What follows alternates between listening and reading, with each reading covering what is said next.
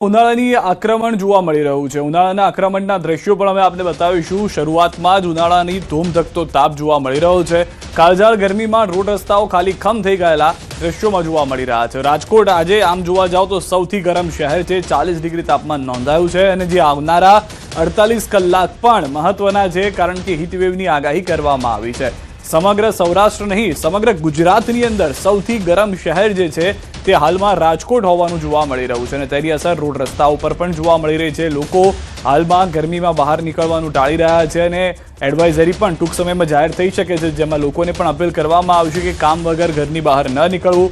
હાલમાં રાજકોટ શહેરના દ્રશ્યો કે જેમાં 40 ડિગ્રી તાપમાન જોવા મળી રહ્યું છે।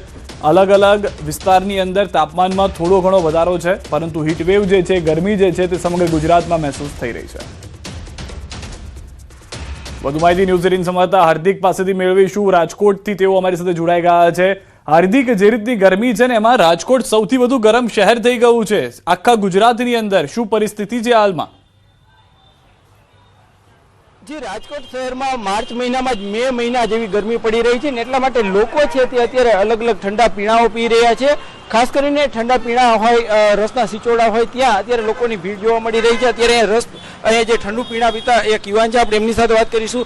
आजनी गर्मी केवी આજે ભાઈ જે આ માર્ચ પ્રમાણે છે તે ટેમ્પરેચર બહુ હાઈ કહી શકીએ આપણે, બીકોઝ નોર્મલી આટલું ટેમ્પરેચર માર્ચમાં ધૂળેટી પછી ન હોય।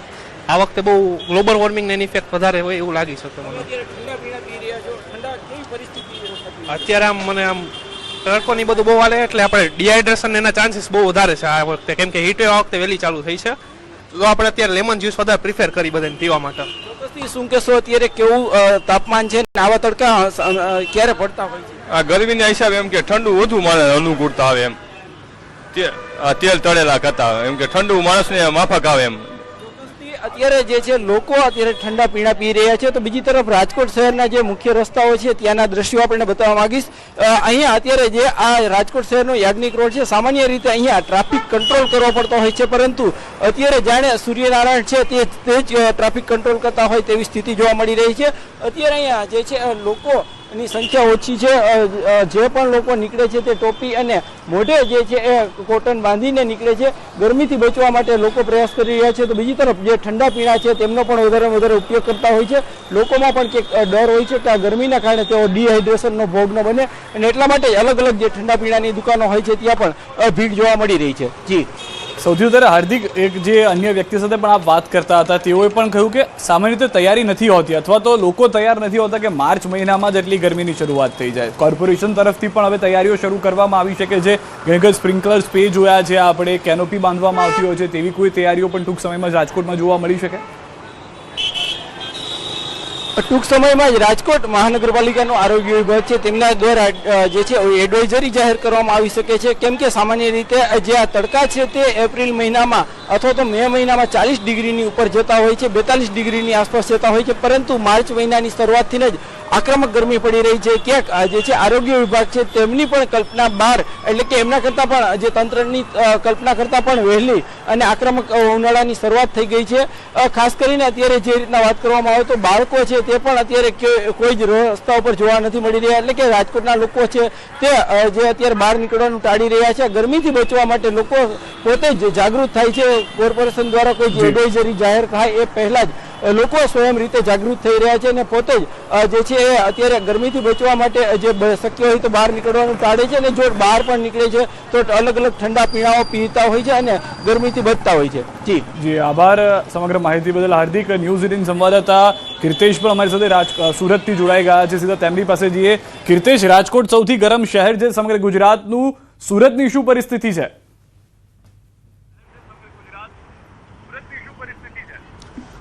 બિલકુલ જે પ્રકારે ગરમીનો પારો ધીરે ધીરે વધી રહ્યો છે, 39થી 40 ડિગ્રી તાપમાન સુરત ખાતે પહોંચ્યું છે, ત્યારે દ્રશ્ય જોઈ શકાય છે કે ધગધગતા તાપમાં બપોરે 12થી લઈ 4 સુધી લોકો નીકળવાનું ટાળી રહ્યા છે। હજુ તો માર્ચ મહિનો એટલે કે ઉનાળાની શરૂઆત છે, એપ્રિલ અને મે મહિનો કેવો જશે। ખાસ કરીને મહિલાઓ છે તે મોઢે દુપટ્ટો, હાથમાં ગ્લોવ્સ પહેરી રહી છે, પુરુષો ટોપીનો ઉપયોગ કરી રહ્યા છે, કારણ કે ગરમીનો પારો વધી રહ્યો છે। લોકો ડિહાઇડ્રેશન ના થઈ જાય તેને લઈને ઠંડા પીણાનો ભરપૂર ઉપયોગ કરી રહ્યા છે। બપોરના સમયે લોકો એસી અને પંખામાં રહેવાનું પસંદ કરી રહ્યા છે, કારણ કે જે પ્રકારે સુરતનું તાપમાન વધી રહ્યું છે. દક્ષિણ ગુજરાતમાં સુરતમાં સૌથી વધુ વરસાદ પડતો હોય છે અને સૌથી વધુ તાપ પડતો હોય છે, ત્યારે ગરમીની શરૂઆતમાં જે રીતે પારો વધ્યો છે તેને લઈને સુરતના સુરતીઓ હેરાન પરેશાન થવાના શરૂ થઈ ગયા છે. કહી શકાય છે ગરમીમાં પરસેવો અને બફારાને લઈને લોકો આકરો તાપ સહન કરી રહ્યા છે. કહી શકાય બપોરે 12 થી 4નો સમય એવો છે કે લોકો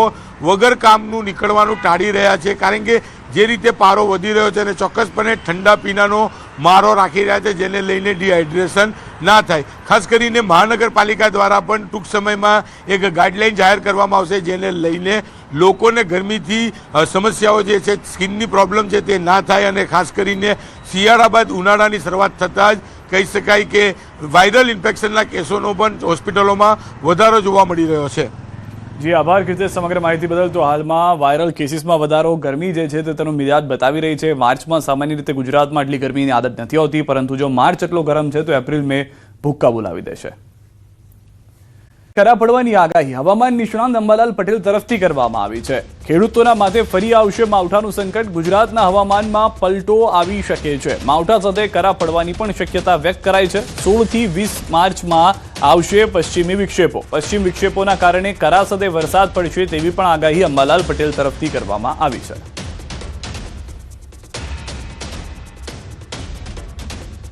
સૌથી 18માં પરિવર્તન તો આવશે, પરંતુ તારીખ 16 થી લગભગ 20-22 સુધીમાં એક પરિવર્તન આવશે.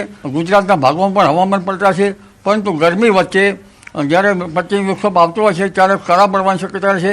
એટલે ગુજરાતના ભાગોમાં લગભગ આ અરસામાં વાયુ સાથે કરા પડવાની શક્યતા છે. ગરમીની શરૂઆત થઈ ગઈ છે. 8 શહેરોનું તાપમાન 39 ડિગ્રીને પાર પહોંચી ગયું છે. 40 ડિગ્રી સાથે રાજકોટ સૌથી ગરમ શહેર નોંધાયું છે. ભુજ, ડાંગ, ડીસામાં 39 ડિગ્રીને પાર થઈ ગયું છે તાપમાન. અમદાવાદ, ગાંધીનગર, બરોડા સહિતનું તાપમાન પણ વધ્યું છે. સુરતમાં પણ 39.1 ડિગ્રી તાપમાન નોંધાયું હોવાની જાણકારી મળી રહી છે. સૌરાષ્ટ્ર કચ્છના લોકો 3 દિવસ આગ ઝરતી ગરમીમાં શેકાવા તૈયાર થઈ જજો. 3 દિવસ હીટવેવ હાહાકાર મચાવશે. ગુજરાતના આકાશમાંથી અગનગોળા વરસવાનું શરૂ થઈ ગયું છે. અંગ દજાડતી ગરમીએ હાહાકાર મચાવી દીધો છે. માર્ચ માસના પ્રારંભથી જ સૂરજદાદાનું આકરું રૂપ જોવા મળી રહ્યું છે. મોટાભાગના વિસ્તારમાં તાપમાનનો પારો 40 ડિગ્રીએ પહોંચી ચૂક્યો છે. અમદાવાદ, રાજકોટ સહિતના શહેરોમાં ગરમી લોકોને અકળાવી રહી છે. ત્યારે આગામી 3 દિવસ હીટવેવ હાહાકાર મચાવી દેશે. 3 દિવસ ગરમ અને સૂકા પવન ફૂંકાશે. હવામાન વિભાગે સૌરાષ્ટ્ર, કચ્છ અને દક્ષિણ ગુજરાતમાં હીટવેવની આગાહી પણ કરી છે. જેમાં આજે રાજકોટ, કચ્છમાં હીટવેવની આગાહી છે. તો 10મી માર્ચે રાજકોટ, ભાવનગર, બોટાદ, અમરેલી, કચ્છ, સુરતમાં હીટવેવની આગાહી છે. 11મી માર્ચે રાજકોટ, ભાવનગર, બોટાદ, અમરેલી, કચ્છ, સુરતમાં હીટવેવની આગાહી છે.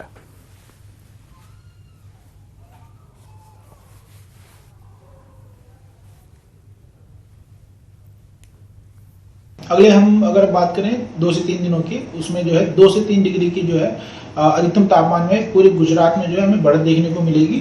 साथ ही साथ इस बढ़त की वजह से जो है गुजरात के कुछ हिस्सों में हमें जो है हीट वेव देखने को मिल सकता है. जिसमें अगर हम बात करें डे 1 के लिए, तो डे 1 के लिए अगर हम देखेंगे तो उसमें सौराष्ट्र कच्छ में जो है राजकोट और कच्छ जो एरियाज हैं जहाँ पे हीट वेव जो है देखने को मिल सकता है और तापमान जो है 40 डिग्री के आसपास रहने की संभावना है. डे 2 में अगर हम बात करें उसमें सौराष्ट्र कच्छ में राजकोट, कच्छ, अमरेली, भावनगर, सूरत तथा बोटाद जो डिस्ट्रिक्ट्स हैं ये शामिल हैं, जिसमें हीट वेव जो है देखने को मिल सकता है. साथ ही साथ डे 3 में भी सेम डिस्ट्रिक्ट्स में जो है हीट वेव की संभावना प्रिवेल करेगी.